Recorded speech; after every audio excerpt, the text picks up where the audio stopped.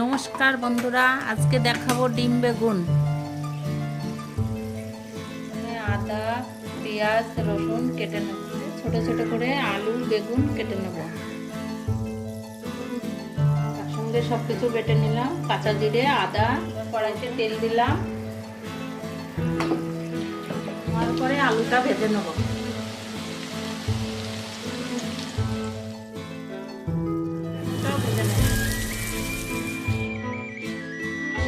করে ভেজে নেব।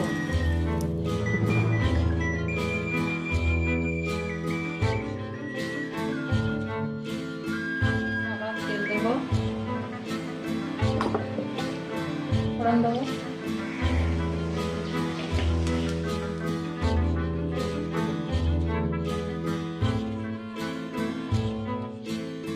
লাল লাল ভাজা হয়ে গেছে। এতে মশলাটা সব দিয়ে নেবো।